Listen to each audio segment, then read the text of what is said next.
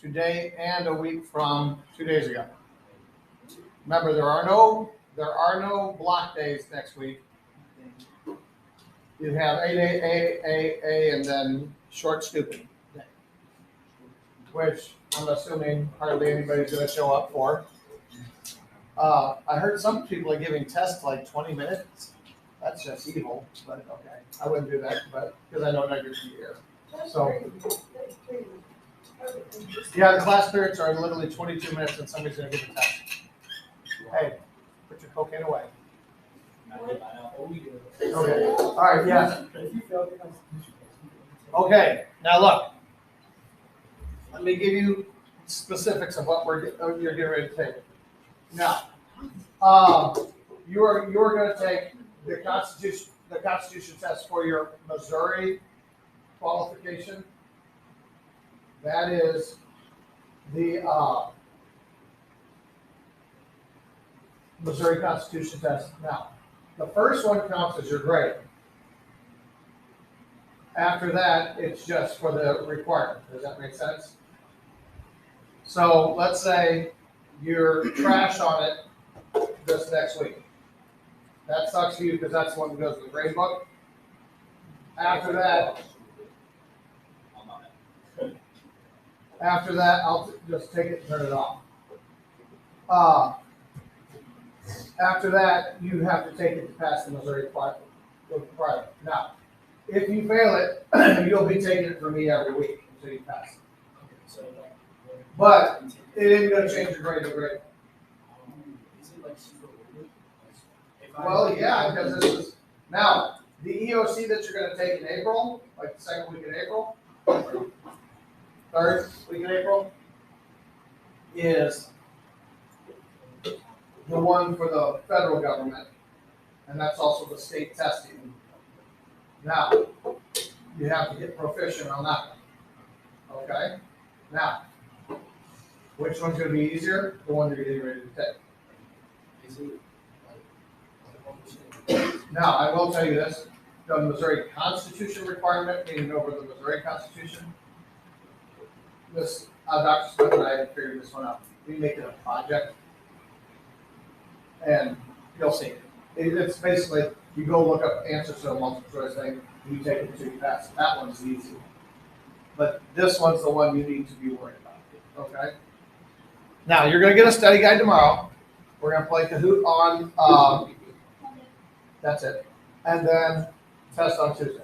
All right? Okay? Yeah. Oh, yeah, D. Okay. It's still an 8A with everything a little bit shorter.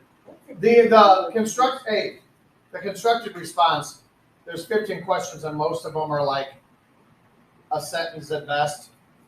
There's only one where you kind of got to, yeah, it's just a couple of them you have to actually explain. All right. Wait, is there a part not to do, or is it just kind of just if you do the study guide and you actually study the study guide, and I will give you, I don't have a Kahoot for the test. I have a bunch of little Kahoots that I'll give you that will cover everything. If you study those, you'll be all right. Okay.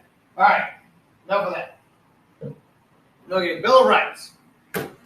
Now, Bill of Rights, First Amendment guarantees you 5 different things. The easiest way to remember it is as follows. Religion, R, it's RAPS, R-A-P-P-S. Religion. Now, as far as religion goes, let's say, well, you're what's up here. Let's say that Drew here wants to worship Satan. I don't know why you want to worship Braxton, but that's your business. Cool. Well, I got that out. Thank you, Drew. Okay, now,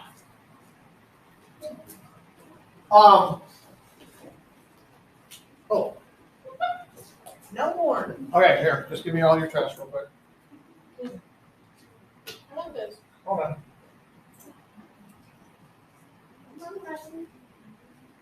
Okay, generous. Since I stole from you.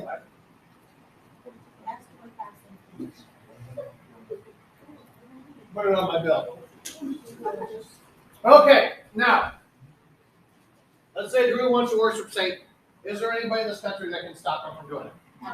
No. Now, but here's the thing you need to understand when you're talking about your rights. Part of, if you follow to the word, Satanism, it calls for like human sacrifice or even animal sacrifice. I remember back when I used to work in middle school, we used to take kids out to a camp out behind Six Flags, and our principal was all freaked out because like the week before we went out there, they found a lot of dead pets and dumpsters because some Satanists were out there sacrificing and they had thrown them. Yeah. Now, to get back to my point, you cannot do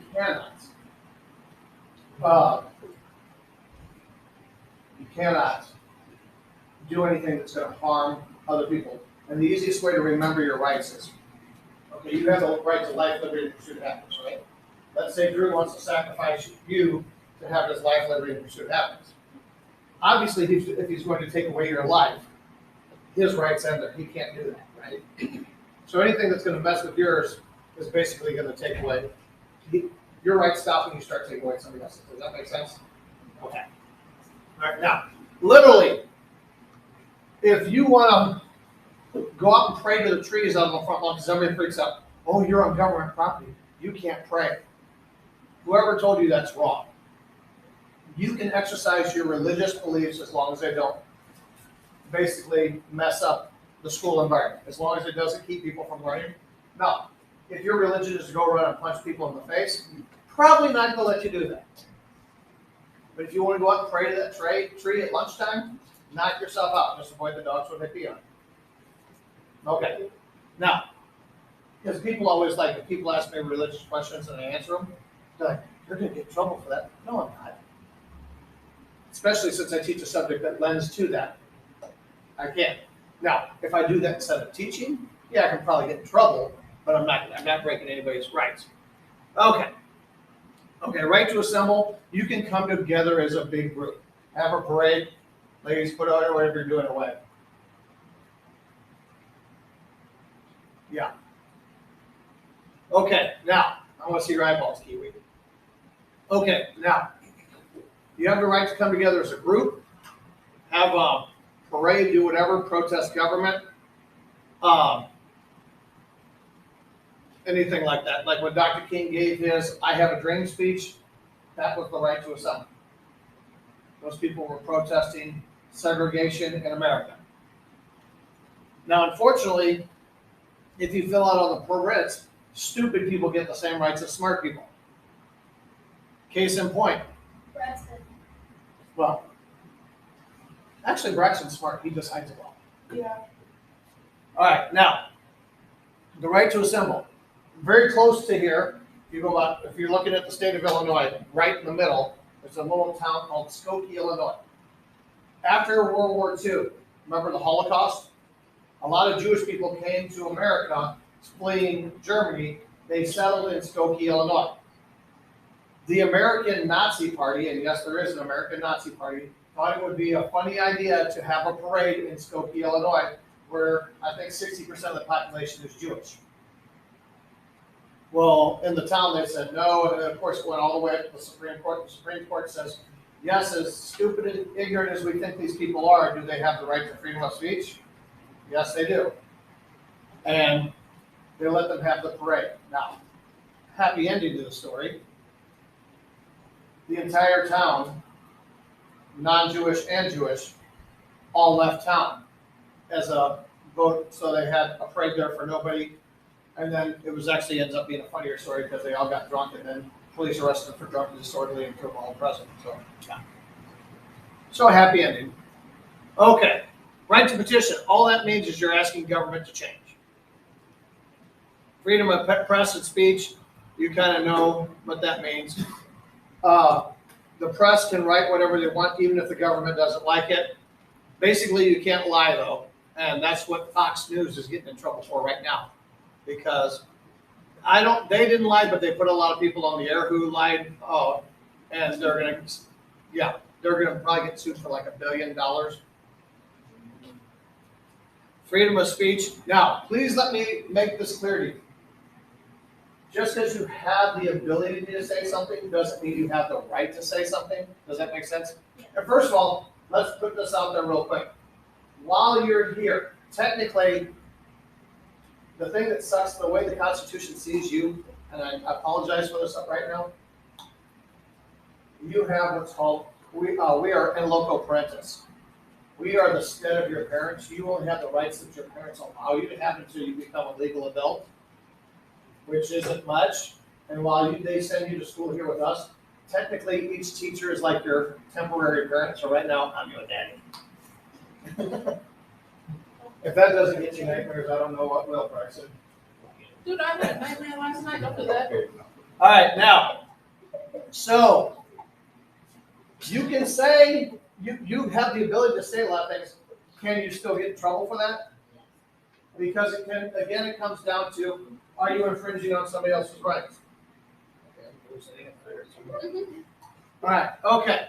So, all right, now, Second Amendment, here we go. Second Amendment. Everybody thinks they know what the right to bear arms is, right? What does that mean? This? Thank you. What does it mean? What? To carry a gun on your person. And everybody say that's a pretty good definition? I would say, first of all, does it necessarily just mean guns? You can have weapons of any kind. Now, can the government still regulate it? What about a melee? Now, here's the crazy thing. Where most things are regulated nationwide, this is something that the government lets the states regulate. So do we literally have 51 different sets of gun laws in this country? Yes. You go down to Texas where they'll give an Uzi to a 3-year-old. Or then you could go to California or New York where they won't let hardly anybody have a gun. So depending on where you are, the rules might be different. Put your phone away here, or you're going to get sprayed. All right, now, I'm not going to spend much time. We'll come back to this later on because there's not as much on the test. But basically, here's the thing that most people don't think about. When you carry a knife, let's say Alice here has a knife. Anybody know how long in the state of Missouri you can have a knife that is not out in the open? 2 years, 6 inches. Below 6 inches. So it's like 5.5 feet down. Yeah. Okay, 5.5. If he opens up this knife, let's say he's got a pocket knife, and it's a 6-inch blade, can he go to jail for that? Yeah. Yes, he can. Now, let's say Alex has a big freaking Rambo knife, one of those big things that and he carries it on his belt and it's out in the open. Can he have that? Why? Okay, true story. I saw this was about 18 years ago. There was a kid that I had as a student that we were all kind of worried about. Anyway, he had bought one of those claymores, the big, medieval swords that are like as tall as you are. And he had a strap that he would carry this thing around on his back on. Now, he was only, at the time I saw him get pulled in, I think he was in high school by then. So I'm saying 15-ish. He's walking down, has this up there, and the cop goes over and stops him. I figure, okay, this is going to be must-see TV, so I kind of pulled over and just and he said, what are you doing? He said, I'm going to go show my sword to my buddy. He said, oh, okay, you got any other plans? What are you going to do? And I'm just waiting for him to take the sword, and just kid walked off, and I'm so I go over and talk to the cop, and I'm like, crazy kid. He's like, you can't do anything. He said, there are literally no regulations as long as he's not concealing a weapon, which good luck concealing that thing because it was almost dragging the ground when it was on his back. But he said, there are no regulations at all on that. I'm just I did Home Alone things, yes. What if you kill somebody? Okay, that's a whole nother thing. Yeah. Can you bring it to school? Okay, you can't bring. Okay, we're a weapons-free zone anyway. Even though I guarantee you, there are kids who have knives in their pockets and stuff like that. But funny story, one of my wrestlers 2 years ago, one of the nicest kids in the building, was hunting over the weekend, forgot, and he realized he had a Eli. forgot that he had a hunting knife in there, and he went and told the principals. And I was pissed because I'm like, he went and told you, and they suspended him. Yeah, I'm like, so if you're a good kid and you screw up, lie. All right, okay. Oh, by the way, any knife that opens up on its own is illegal in the state of Missouri. You can go to Illinois, that's fine, but Missouri, no. I'm sorry, it's illegal to conceal them.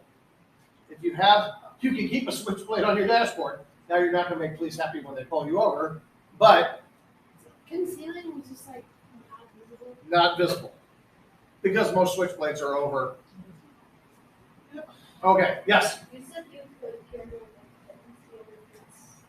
Oh no, you can carry a knife if it's not concealed. Big. Literally, if Alex wanted to get a big freaking machete, perfectly legal. Now, most people are gonna probably not want to talk to you. Okay. If you don't want people.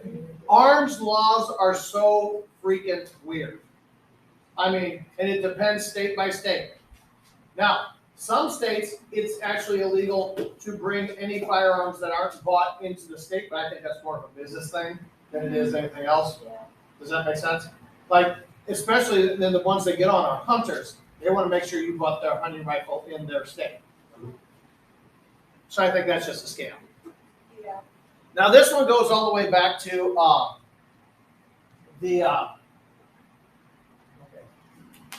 this goes all the way back to before the Revolutionary War. One of the things that people used to do is when the British soldiers didn't have a place to stay when they're marching from place to place, they'd come up to your house and say, you open the door and you see these guys in red with guns.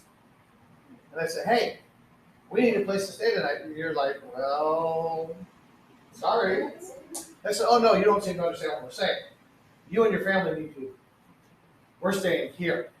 By the way, that food smells pretty good. Just leave it right there and we'll take care of that for you. They literally could kick you out of your house. It's called the Quartering Act.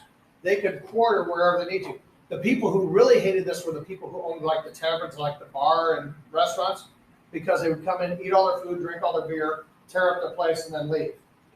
And then the innkeeper got no money for it at all. They'd kick out all his paying customers. So basically, unless it's wartime, and this has never been used, but in case of wartime, soldiers cannot kick you out of your house to stay there. Now, if the soldier's your big brother, well, you're on your own. Both of them. Yeah. Okay. Be quiet. Okay, now, Fourth Amendment. Now, this is where it starts getting fun. The Fourth and Fifth Amendment are your arrest rights. You need to pay attention because these are on the test. First, Fourth Amendment keeps you from being searched for unreasonable circumstances. There's 3 exceptions to not having a warrant. By the way, if you like cop shows, let me tell you that the Law and Order shows are probably the best shows around because they actually have lawyers on that work there. Some of these cop shows I sit there and watch, like my wife watched this show. Sorry, I'm going to be discriminatory here, I'm sorry. It was a chick show. It was called How to Get Away with Murder. Oh. And one time I was going to be a lawyer until I found out how the kind of law I was practicing that they actually made less than teachers did. I'm like, oh, I ain't know that. Getting into law school was a lot harder than I thought. But anyway, they would have these people doing these things. I'm like, that is not how the law works. They'd sit there and just, oh yeah, you can do this. I'm like, no, you can't because the law is very specific. Now, if we get a little time at the end of the course, after the EOCs, we have a little time. I always like to do a chapter on you and the law where we can go through and we can do a court thing where we go through from basically being charged all the way through so you know how court procedure works in the state of Missouri because I think that's a lot of fun. Would anybody be up for that? Yeah. Okay. All right. And he can be our arrestee. All right. Now. Oh, murder. Over drugs. Okay. All right. You murdered Alex. Okay. All right. Now. Okay.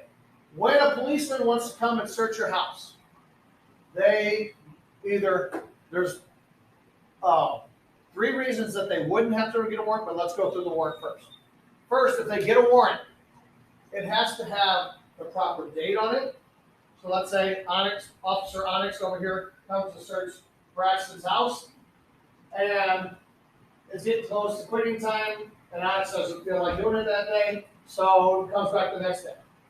When Onyx hands Braxton the warrant, he says, "Oh, this is for yesterday. This is no good." Is that true?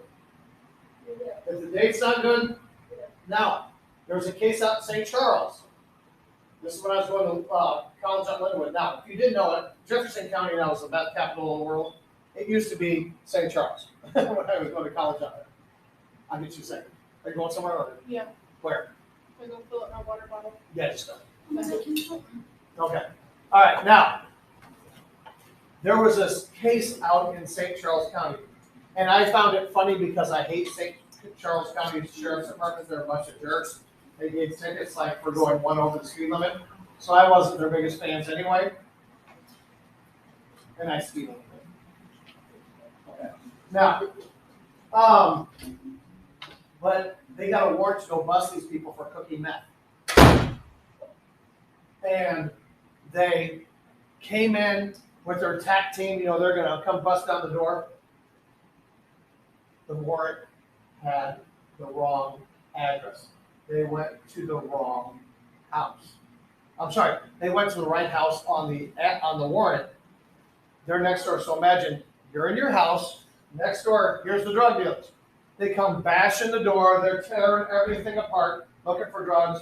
And by the way, when you have a search warrant, you're only able to search where it's possible. Like, so if you kill somebody with, they think, a big axe, they only can search someplace that something this big's gonna fit. They can't be looking in little drawers. Drugs, because drugs can fit anywhere, right? They pretty much can pull up your carpet. I mean, they pulled up these people's carpet. They're slashing the back of couches, everything. The drug dealers next door are like, ooh, let's go, time to go. They pull the cars in the garage, start loading everything up, and they leave. By the time the cops figured it out, they're like, hey, let's go here. And they're like, they say, can we see the warrant? Oh, that's over there. Well, St. Charles County, because technically it was a legal search. It was a clerical error, but it was a legal search. They just destroyed these people's houses, which police are allowed to do if it's a legal search. These people were, yes, these people had never, these were the people who had turned in the other people. St. Charles County wasn't paying for all the stuff to get fixed. So finally the family rented a billboard out on Highway 70, took pictures of their house and said, this is what St. Charles County did. And because it was such bad press and everybody realized how dumb St. Charles County Sheriff's Department was, they finally paid up just to get the billboard down. But I thought it was funny. Okay, now, yes, dear. So like, can they just like come in your house and not say anything? No. If you come in, if they come in, you're a policeman and you come in, I need to see a warrant. Now, there's three reasons why a policeman would not need a warrant.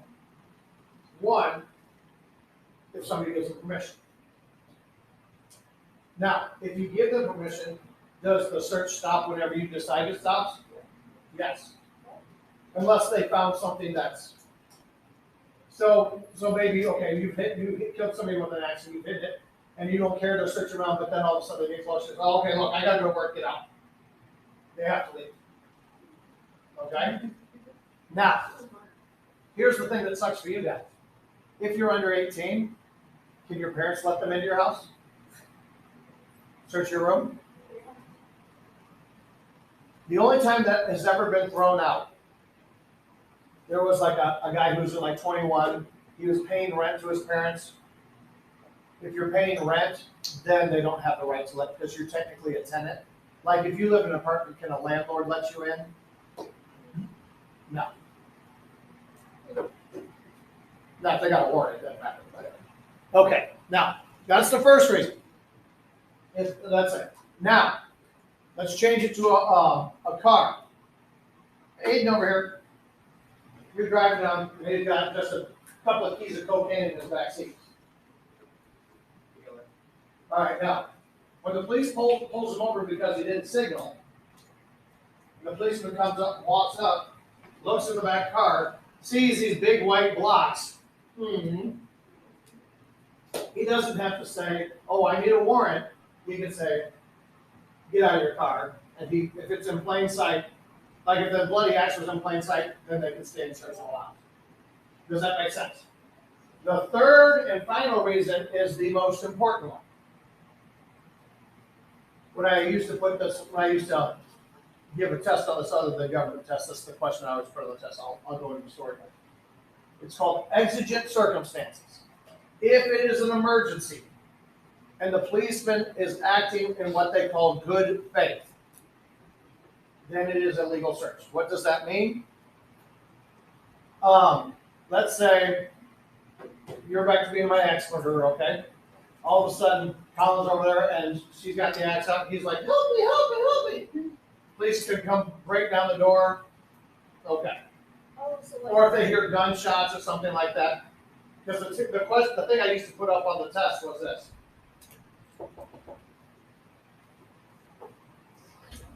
Don't have any free games. Okay. Okay, the question I used to put on the test was this. Did the water run out?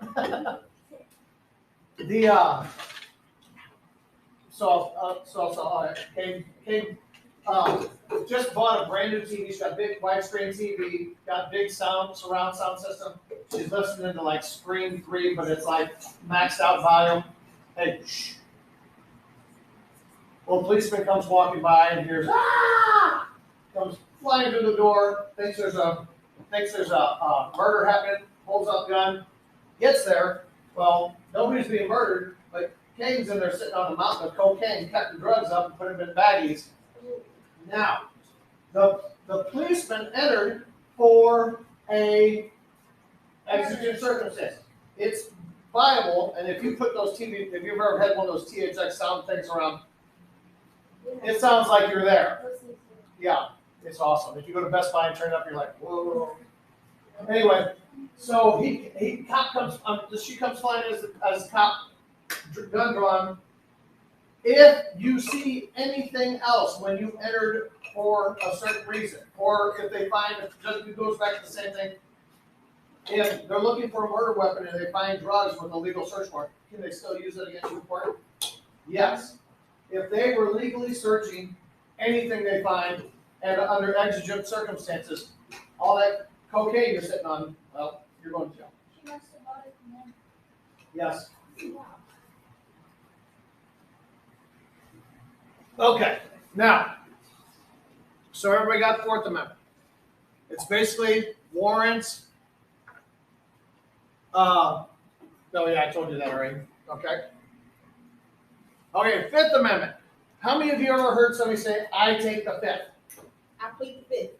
Yes. What does that mean? I don't. Have no idea. What?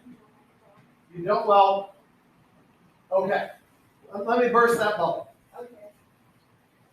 Taking the Fifth Amendment means you don't have to answer guilt-seeking questions.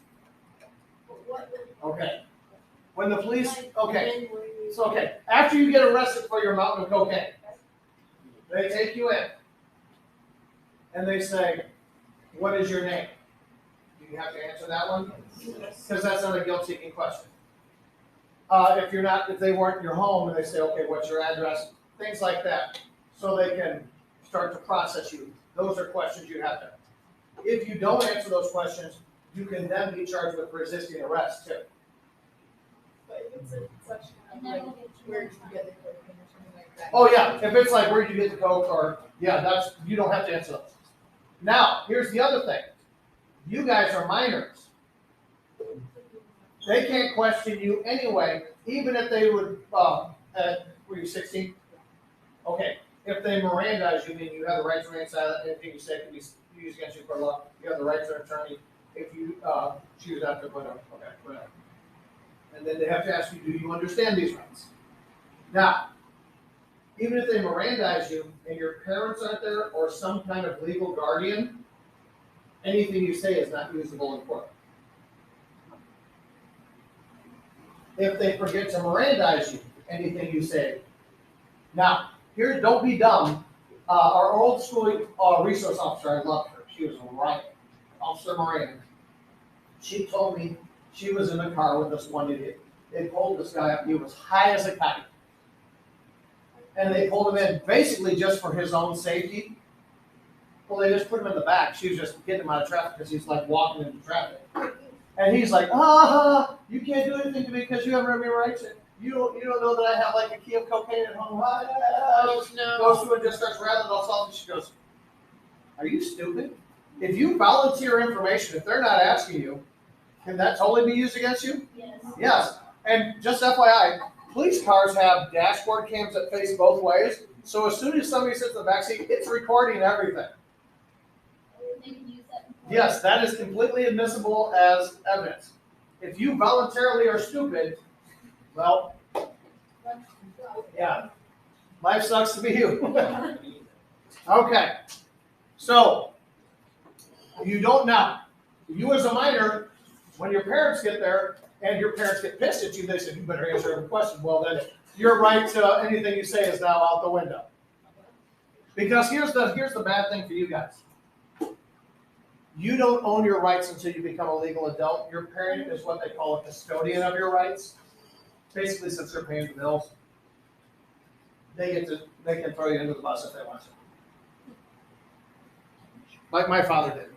Oh, God. When I was a senior in high school here,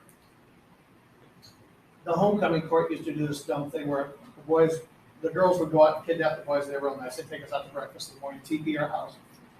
Well, after they TP'd us, we decided that we were gonna get even. So we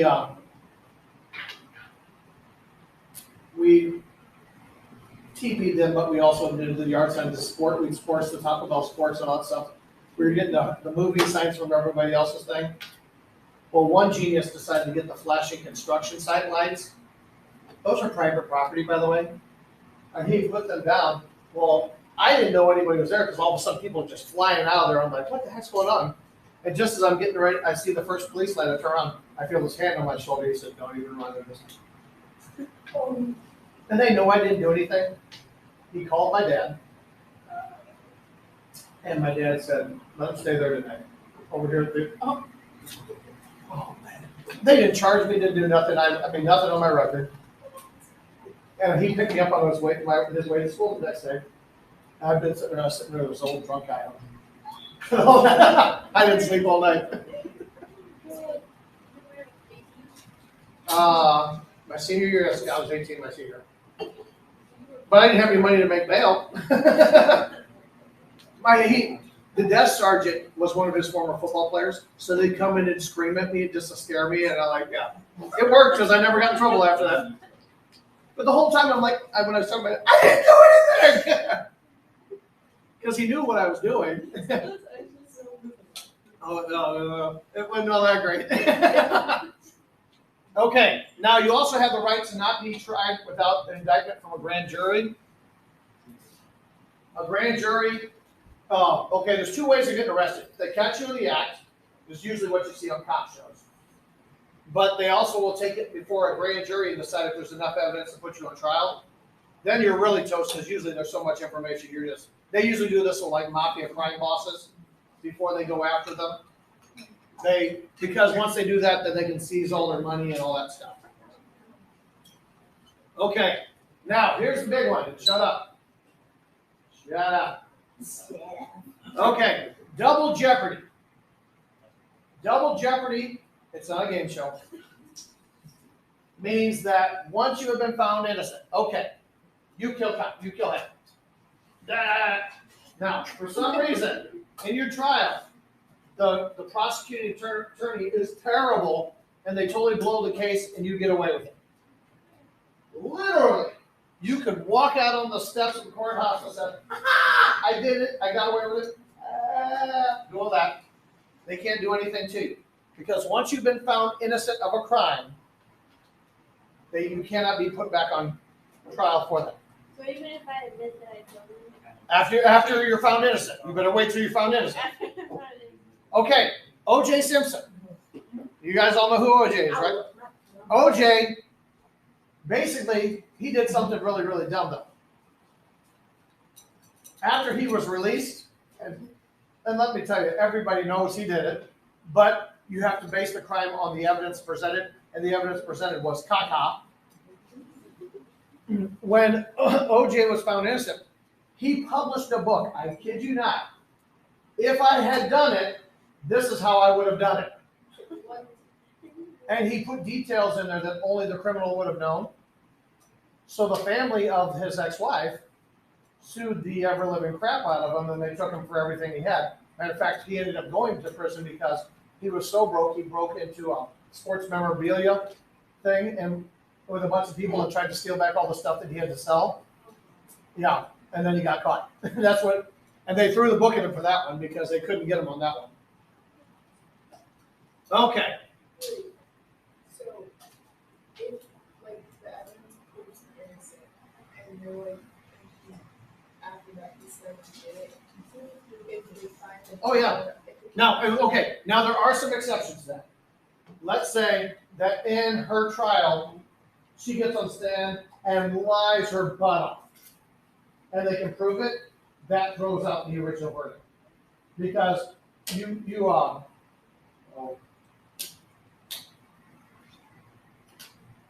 just escaping you right now. I'm just fine. Can't lie on this. It's lying on the stand. I can't remember what it's called. It's a Latin word. And this, perjury. Perjury.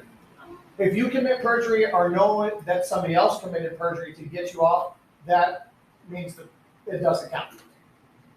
As long as you didn't say anything, and here's the reason why the Fifth Amendment is so important. Let's say she commits the perfect crime, kills him, doesn't leave any evidence. The police just kind of think she did it. Put your phones away, or I'm going to take them away. Close your phone, please. All right. If she's the only witness to her crime, she doesn't have to tell on herself. That's what the Fifth Amendment basically is. You don't have to tell on yourself. Now, unfortunately, do kids have to testify against parents and parents against kids? Yeah. The only people who don't have to testify against you, your spouse, if you're legally married. Now, if you're living with somebody, does that count? Nope. They'd have to testify against your doctor or priest. Let's say she has a psychologist that she confessed everything to, or she went to confession and confessed to a priest. If either of them know that, they can't be brought in as a witness. Okay? Not like a religious thing, Right. Okay. I think we killed that one. Okay, here's the other big one. Due process of law. If the police are going to punish you, if they're going to put you in jail, if they're going to give you a fine, they have to follow certain steps. If they don't do it, whoop, all gone. Perfect example. We're going to talk about a case later on about Ernesto Miranda. Miranda committed a crime, but because the police didn't read him his rights, everything, when they questioned him, everything they learned from that, because he basically confessed everything, nothing to do. all of that had to be thrown out. Well, no, the burden of proof is on the police. Basically, what they're saying is, and this is a good thing, believe it or not, we would rather let guilty people go than put somebody innocent in jail. Does that make sense? The British soldiers so abused their rights. Basically, they didn't need a warrant. They just come kick your door down and start, and they can just throw you in jail without a trial. They were looking to fix this. Does that make sense? All right. That's not going to be a test. Okay, if you're on trial, you have the right. Let's say you didn't actually kill him. And Kate knows for sure that you didn't do it, but she doesn't want to testify because she doesn't like you. She does not have that right. You have the right to have your lawyers call her. She has to say, yes, I saw her. She was here on that day when he was killed, so she didn't do it. That's called exculpatory evidence. anything that will prove. Now, here's the thing. Let's say she's the lawyer against you, and she hates your guts, and she really wants to wait because she's going to get a promotion, and then she finds evidence that proves you're innocent. She can't hang on to that. She has to turn it over to your lawyer and hope that your lawyer's stupid and doesn't figure it out. No ethics whatsoever. All right, okay. And they have to testify in front of you. The accused has the right to hear all accusations against them. They can't go off in some secret room. Oh, and here's the other thing. You're guaranteed a speedy and public trial. It can't be in secret unless there's chances of like violence. Like in some murder trials, you know how they bring in the person in like a bulletproof thing because everybody wants to kill them? Yeah. Okay, Sixth Amendment. Oh, I just said this. Speedy and public trial has to give you the quickest available date. Now, if your lawyer wants to prepare a good defense, they can push it back. But usually, from the time the crime's committed, they'll get you on the court docket within a month. Most lawyers like, okay, we ain't gonna be ready for that. Push it back like 6 months. Okay, and the reason it has to be public is so your rights can't be taken away from you. All right, now, like I said, you can have witnesses to testify for you. You can bring your mom in and testify what a sweet, wonderful child you are. That usually doesn't help, by the way. Okay. And here's the other part of Miranda. You have the right to remain silent. Anything you say can be used against you. That's from the Fifth Amendment. And here you go. You have the right to an attorney. And if you cannot afford one, does the government have to give you one? Yes. Now, that's the kind of lawyer I wanted to be. I wanted to be a public defender. But then I found out how little they make, and law school is hard to get into. So I wanted to become a teacher, but basically they can't find public defenders now because they don't make any money. So what they do now is basically, if you're working, like say Drew's working at a law firm, they would say, your boss would come and say, okay, look, you have to take this case for no pay. Then let's assign him a case, like you'll have to take one a year. And it's a good way of getting people good lawyers because, to be honest, the people who worked in public defense were pretty crappy lawyers. Not all of them, but. Okay, Seventh Amendment, this talks about civil cases. Please understand there are two different kinds of law. There's criminal law, which is Braxton, and there's civil law.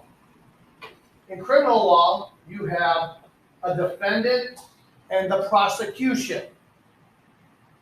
In civil, you have the plaintiff and the defendant. Somebody's suing somebody else. Does that make sense? If you lose in civil court, does anybody go to jail? No, you just lose money or something. Judge Judy. Yes, exactly. Yeah, I was just gonna say, it's like Judge Judy, except the judge doesn't really yell at you. Criminal court, are you in danger of going to jail? Yes. Now, and by the way, here's something that most people don't understand. In a criminal court, all 12 jurors have to agree that you're guilty. In civil court, it's just a majority. So if there's 12 jurors and 7 out of the 12 think you're lost, then you lost. Okay? All right. Okay. Eighth Amendment. This is death penalty. Basically, all laws written, the punishment for that breaking that law must fit the crime. Meaning, when Kiwi gets her driver's license and she goes flying out of Mackenzie about 1,000 miles an hour, like she's about ready to hit light speed, she gets pulled over. They can't give her the death penalty for that. They only can give her a ticket. Well, actually, if you're going so fast over, they can arrest you, but it has to fit the crime. Now, death penalty, and by the way, we'll talk about the death penalty later on when we get back to the criminal system. I'm not going to go into it. Death penalty, right as of right now, the way the Constitution is interpreted, is death penalty a legal form of punishment in this country? Depending on what state you are in. It's like the gun laws. They let the states decide. Do you live in a death penalty state? Yes, you do. Okay, Ninth Amendment means you have more rights than are mentioned in the Constitution. Yay! Which is basically saying you have so many rights, it would be dumb to write them all down. Like, do you have the right to breathe? Do you have the right to walk down the street? They're not gonna put all that in yet. This is just like, I want from Missouri State. Extra change, here we go. Yeah. We're lethal injection now. We still have a working electric chair though. Okay. Missouri's one of those weird ones where you can actually choose. The victim can choose, not the victim though, accused. If they want, I'm sure they'd still fire up the electric chair because last time I was at the state penitentiary, they said it still works. I think we still have a working gas chamber. Yeah, I was saying the gas chamber. And then we obviously choose the lethal injection because it's the least messy. When we have time, I'll explain all that because it's pretty brutal. Okay. And 10th Amendment says, basically, if power is not given to the national government, it remains with the state. Okay? What the national government can do always overrides the states unless it's something that like making education laws, that's the state. If the national government wants to say you can't do that, they can say, up yours, we're going to do it. Okay, now, I'm almost done because this is going to go really, really fast. I'm not going to cover all of these. I'm just going to cover the ones on the test. Okay, not on your test, not on your test. Okay, 13th Amendment, look at me. 13th, 14th, and 15th Amendment are called the Civil War Amendments because they all came after the World War II, the Civil War. Now, the 13th Amendment ends slavery. Slavery is illegal. Remember when I told you that racism was written into our Constitution because African Americans were valued at 3/5 of a person? This is saying, no, everybody born in this country is free and has all the same rights. However, not everybody was treated the same after this one, so they go ahead and pass the 14th Amendment because the South was still trying not to give these people rights. That you may not take away anybody's rights. Doesn't matter if they were former slave or not. They have rights. And this is the big one. All citizens have equal protection under the law. This is on your test. Equal protection under the law means that the law has to treat us all the same. So you can't say, okay, because you're such and such, or you think this, I don't like your religion, we're going to treat you differently. 14th Amendment says. Okay. Now, 15th Amendment. Because the 13th and 14th Amendment didn't get it through to the racist people down the South, that black people were now equal, this is now saying, okay, African American men, you're trying to keep them from voting, they can vote. This is good. They have the right to vote. Now, notice how I said men. Yeah, but this is before. This is before, okay, we're going to get to it now. We're going to get to the other one. Now, there are three, look at here, three amendments. There's three in the Civil War. That's easy, 13th, 14th, and 15th. There are three amendments that deal with voting also. No, that made income tax legal. Ooh, yay. Who cares? Okay. Here's one we screwed up. We decided to make alcohol illegal with the 18th Amendment. Then we decided to make it legal again. Okay, now, 19th Amendment. This is where women get the right to vote. Yay! Everybody over the age of 21 was allowed to vote. Does that sound kind of weird? What's the voting age? 18. Ah, so there must be another one, right? Okay. Not on the test, not on the test. Oh, this one actually is a voting one, but it's not on this test. We'll talk about this later. The 24th Amendment, a lot of people in the South who did not want African Americans to vote would do literacy tests, meaning they would say if they could read or write, they give them tests on government, they would give them all, just any way to keep them from voting.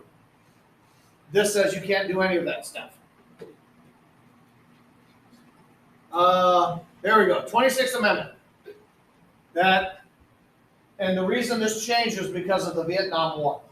During the Vietnam War, people who did not want to fight, did not believe in the Vietnam War, were going up to Canada so they couldn't get drafted, or they just would get arrested saying, I don't believe in this war, and I shouldn't have to go to war if I can't vote to change the policy on the war.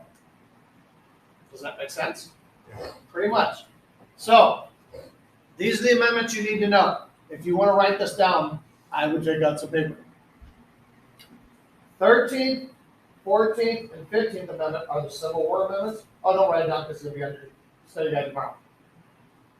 The 15th, 19th, and 26th Amendment are giving people a right to vote. So before the 15th Amendment, it was all white guys over the age of 21. Then it was all men over the age of 21. Then it was everybody over 21 after women got the right to vote. And then the last one, everybody over 18. Where we are today, yes. So can we not just like change that certain amendment, like it said that, when you're 21 people, like the why did it matter to say when you're 18? Because here's the thing, guys, when you turn 18, and by the way, I do mean guys in this one, look at me, put your phone down. On your 18th birthday, gentlemen, do not be late going to the post office. Actually, you can sign up online now. It's called signing up for selective services, signing up for the draft. If you don't do that, you will have state patrolmen come and visit you. I told my genius son, my middle son, to do that. He didn't. And then these two big stadies, you know, with their hats down like this, and fill in the door, said, sir, and they took him to the post office, and they registered him, and they brought him back home. Now, do women have to register for the draft in this country? It's kind of reverse sexism there. But because of that, that's why I dropped 18, because if you can be drafted to fight, you should be able to vote for who's going to send you to fight. I'm not kidding. Yeah. Yes. Why couldn't they get drafted in Canada? Because they're in another country. And Canada was opposed to the war, they protected. But they were subject to one of our presidents was actually what's called a draft dodger. No flip. You been drinking again? No. Kiwi, this was right on time because my breath was all stinky because I had Qdoba for lunch. Oh, I like You Qdoba. owe me 25 cents though. What? You owe me 25 cents. Are you 25? Right? You told me to write it down when you were thinking. You didn't write anything down. It's in my notes. What's that? Wait. What's that for? Stop saying what's in my notes. All right.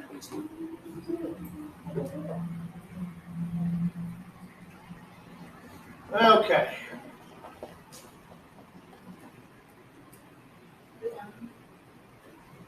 You're done. Okay, tomorrow. Now look. Right. You might want to hear this. Tomorrow. Oh, I have to link it. Okay. Look, you. Sorry. Oh, you're so cool. You're so cool.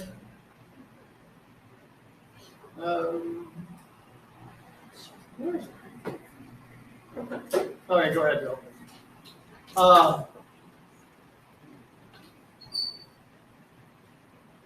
The study guide, it's a front and a back. Now, I combined a lot of the questions so you can have all their information in a smaller place. Does that make sense? Yes. Just need to see your teachers, but Okay. you get all time in class. Yeah. Was I this off topic a couple times? Yeah. So Okay. do